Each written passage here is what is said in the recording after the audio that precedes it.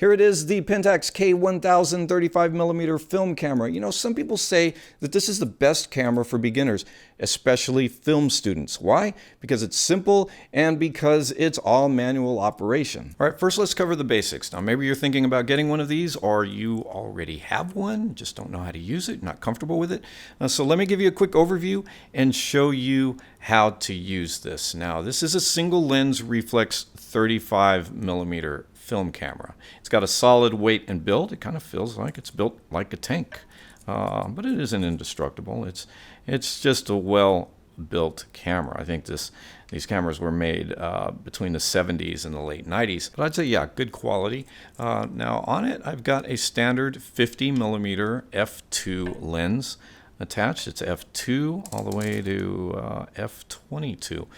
Now on the bottom, we have the battery compartment. Now I've got the battery compartment open, the battery's removed.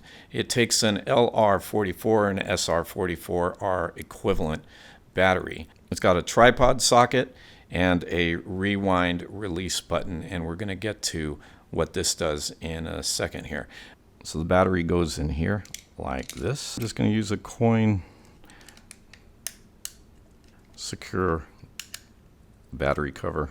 Now that I have the battery in, the meter actually works and it makes the camera a lot more useful. Okay, so now let's take a look at what's on the front side of this camera. We have a lens release button right here, so just basically take that lens off. You can see the inside of the camera with a mirror inside.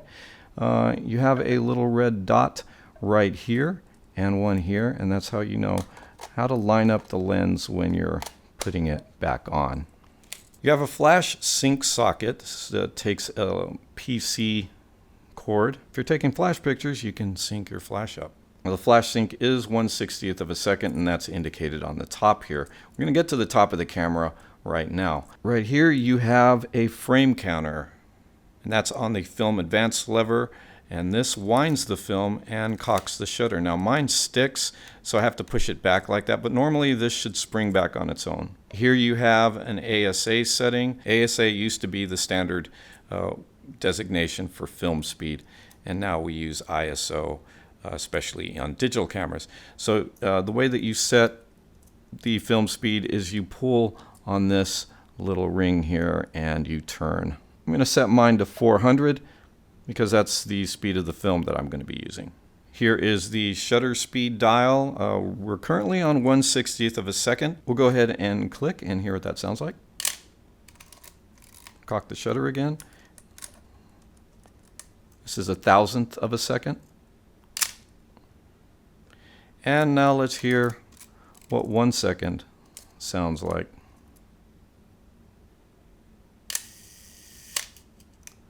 There's also a setting here, it's B, and that stands for bulb. And this will basically keep the shutter open as long as you hold the shutter button down. The film speed, the shutter speed, and the aperture setting here on the lens are the three exposure controls on this camera. Now when you look through the viewfinder, you'll see a little exposure needle that's going to indicate how your current camera settings are affecting the exposure of your scene. If the needle is high, you're overexposing, and if the needle is low, you're underexposing. You know, I think that's why this camera is so great for photography students, because you can see in real time how your f-stop and shutter speed are going to affect your exposure. You know, those two things together with the film speed make up the all-important exposure triangle. And knowing how to use these three exposure settings, you know, and how they work together, I mean, that's the fundamental knowledge you need to understand how photography really works. All right, moving on with the top of the camera. This is the hot shoe. This is for your flash connection, and this is the rewind lever. So when you've finished a roll, you press this rewind release button on the bottom, take this lever here, and you turn it to rewind your film back into its film canister, which is very important when you finish exposing a roll of film, because if you just opened up the camera without doing this, you'd ruin that roll of film. All right, so let's go ahead and open the camera up, and you also, you know, you use this to open the camera. Just pull this up like this, and it unlatches the door back here. Now this is a plate that actually applies pressure to the film as it sits here and goes across as you're advancing the film. It just basically keeps your film nice and flat against this surface right here. This is your take-up spool, so you start with your roll of film here, you put your canister in here, and you attach the leader of that film here, and then as you advance, this take-up spool and these sprockets will advance the film and kind of keep them secure over on this side. So the film goes from this spool that's internal in the canister over to this take-up spool. Now this smaller thing right here, these sprockets, will help guide and secure the film so that it doesn't slip back, doesn't move back this way. The film rewind release, you can see this. I'll just show you. This will not move right now.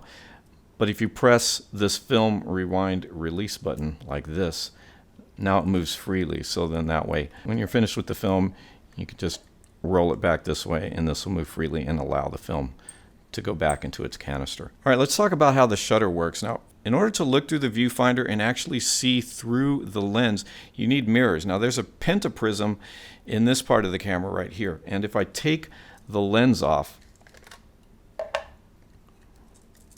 and you'll see that there is a mirror right here. Now this reflects what the lens is seeing back up through the pentaprism and through the viewfinder. So you can actually see through the lens, the picture that you're actually taking.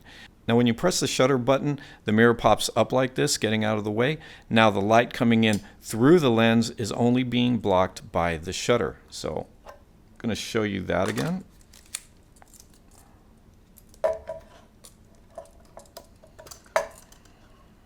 All right, remember the film is sitting right here ready to be exposed by the light as soon as the shutter curtain opens. So when we press the shutter button, the mirror pops up out of the way, then the shutter curtain opens. And let me just show you this. We're on 1/60th of a second, so you can see what that looks like. That's pretty fast. Let's do the same thing at a very slow shutter speed of 1/2 second.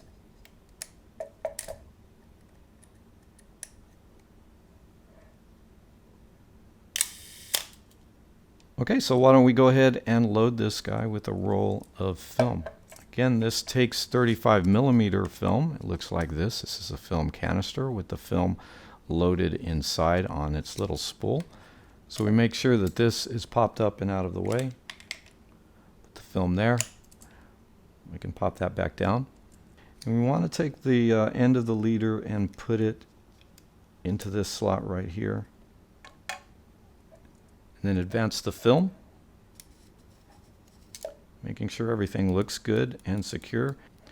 Once we're pretty secure that the film is going to advance properly, since we've got a good portion of it rolled up around that take-up spool, then we can go ahead and close the door like this. And we'll just keep doing that. We want to make sure that we're past 0 to the first frame number. Now we do that because that first part of the film before you close the back of the camera was being exposed to the light. So you need to advance the film far enough to pull unexposed film from the film canister through to that first frame. All right, now when you've taken all the photos that you can with that roll, you've come to the end of your roll of film. Do not just open the camera door, okay? You're going to expose that entire roll of film to too much light and you're going to ruin it. What you do is you press this button here on the bottom so that we can make sure that we release the film, and you start rewinding like this. So you rewind the film all the way back into the canister, or it might be more appropriate to call what's in there a cassette, because these are actually film canisters. That's what we store the cassettes in. But you rewind it all the way back in, open the camera, take the film cassette out, and get it to a film lab for processing. Hey guys, I hope you enjoyed this overview of this cool camera, the Pentax K1000. Now, I've been shooting photos for almost 40 years, And I know this is supposed to be kind of a beginner's camera, but man, I still love it. It takes great pictures, and I love how easy it is to use. Fully manual, but it's got a meter. If you get a chance to pick one of these up for a good price, I'd say go for it. And hey, as always, if you like this video, go ahead and give me a thumbs up. Make sure you subscribe, push the notification bell so you get notified when new videos come out. Don't forget to leave a comment. Guess that's about it for today. See you next time.